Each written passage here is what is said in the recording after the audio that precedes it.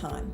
Let's turn our attention to our nervous system, which is basically our computer system. The human brain is 2% of our body mass, and it's 75% water. So basically, it's a bag of chemicals. That's why water intake is so vital for us and why we get those hangover headaches from dehydration. We use 25% of our energy on brain function. So if you are having a 2,000 calorie diet, that's 500 calories that is going to brain function. The cells in the brain, or the nerve cells, are called neurons, and we have around 86 to 100 billion of these. The connections between these nerve cells are called synapses, and each neuron has 10,000 synapses. Now, I'm not a computer guru, but for those of you that are, the brain works at a 1 trillion bit per second processing speed. Now that is a supercomputer. I'm going to get a bit technical now because it's important that you understand how movement and breathing affect our health. We're going to talk about a system called the meninges. Have you heard of meningitis before? I'm sure most of you have. This is an inflammation of the meninges. So when you're thinking of the meninges, I want you to envision a skin. Covers the brain, lines the sinuses, and then it covers the spinal cord. The meninges are there for protection because they're pretty fibrous, and they also function as a nutritional source to the nervous system. They attach right up at the top here on the skull, and they go right down and attach at the bottom on the sacrum. What flows between the meninges and the spinal cord in the brain is called the CSF, cerebrospinal fluid. You've heard that word before when we were talking about sleep. It transports a whole lot of different chemicals that you need to function at your best. Some of these are hormones, which are basically in charge of all the communication in our body, and they will dictate and control things like fertility, sexual function, digestion, energy levels. So you see how important the system is. If your structure changes, your function changes. This idea underpins the posture technique that I use called ABC. It's quite the mouthful, Advanced Biostructural Correction. And what the premise is that when a bone gets stuck forward, we do not have the muscles attached in a way to pull one bone back on the other and correct this. So when something is forward, unfortunately for us, it stays there. In the gym, you can do strengthening exercises that can certainly help your posture look better, but we're talking more about deeper structure. These bones that are forward do not have to be caused by big accidents like big tackles in rugby and car accidents and major traumas. They can just be repetitive everyday actions. The chair you sit on, the shoes you wear, the position you sleep in, your pillow height, the bed that you're on, your computer setup, where your phone is every day. So when these bones get stuck forward and we don't have any muscles to pull them back, the only way that your body can cope with that is by compensating and twisting up to keep you upright. So what happens is we become a bag of compensations, and it's moving around and using a twisted body that wears us out. Some of the examples of what some of these forward type postures would look like is rounded shoulders, head forward, bump on the back of your neck, so slump through your chest. This might really affect your breathing and your heart function. It might also affect digestion, i.e. slower digestion or bloating lower down.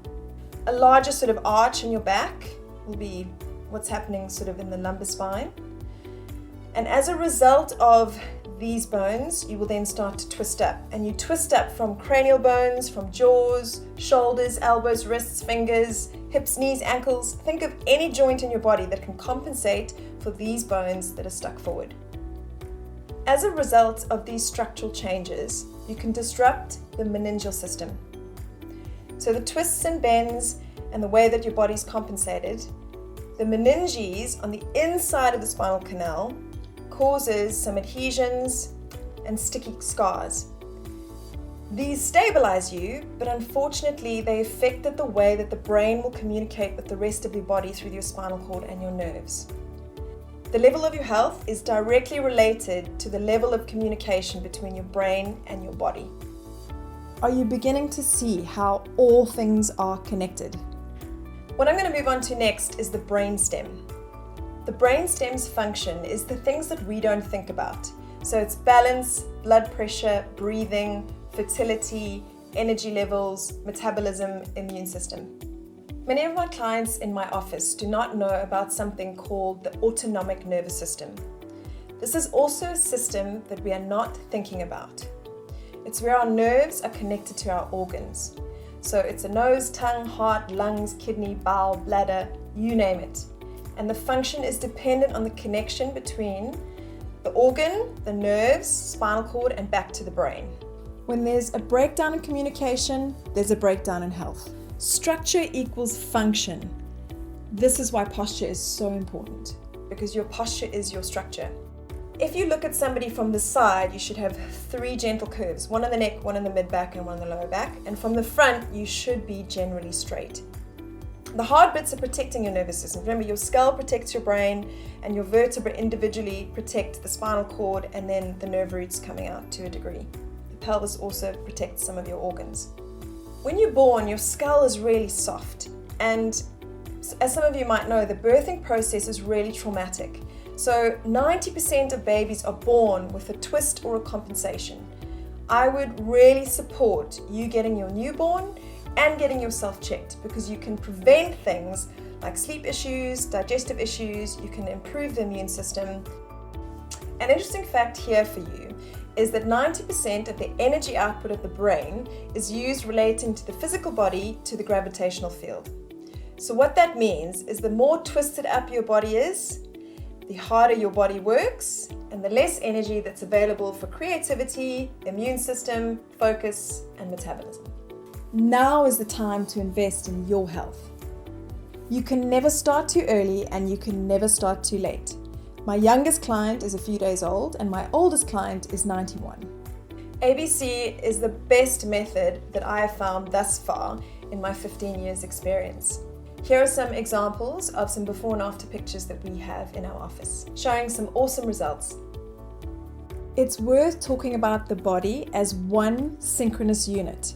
And that's the big reason why I'm giving you the overview on the brain, the brainstem, the nerves, and the structure, and how it's all connected. And now that you've got the bigger picture, we can move on to something more actionable. Let's turn our attention to sitting. Sitting is the new smoking. Remember that when you sit, you're putting double the amount of pressure on your lower back. You're also potentially head forward and slumping forward, which can affect how we breathe, how well we breathe, how easy we breathe, and even affect our digestion. To counteract this, I know a lot of individuals and companies that have invested in standing desks. However, are standing desks the answer? Not necessarily, because people think, well, then I'll just stand all day. The problem is, with those compensations and twists I spoke about before, you could find yourself really uncomfortable, twisting, turning, shifting, eventually leaning on the desk. So my suggestion, and what your body really wants, is to move. It wants the movement. So I would, if you could get a standing desk, make sure you get one that's adjustable or hydraulic. My tip is to set an alarm for every 40 minutes. And every 40 minutes you're standing for 20 minutes and then maybe sitting for 40, or standing for 40 and sitting for 20. Vary it. The more you move, the better. If you're off to the toilet, grabbing a drink, taking a break, running up and down the stairs, this is what your body wants. It wants the movement. Another option for you is a seat wedge. So the principle is that when you're sitting, your hips are higher than your knees.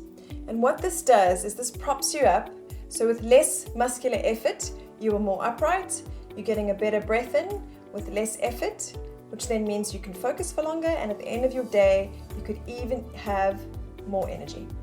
If you're based in the UK, you can check out my website at Spiro Health, and we sell the wedges online. If not, have a look at them and see if you can find something as close a match to it. A good way to get a feel for this is to roll up a bathroom towel and stick it towards the back portion of your chair, so that when you're sitting, it's right underneath your butt bones, and that's going to prop you up from your hips, and then your knees will be lower than your hips. And if you take a deep breath in all the way out and let your body relax, you will notice that that breath is easier and bigger, and that you're not slumping as much.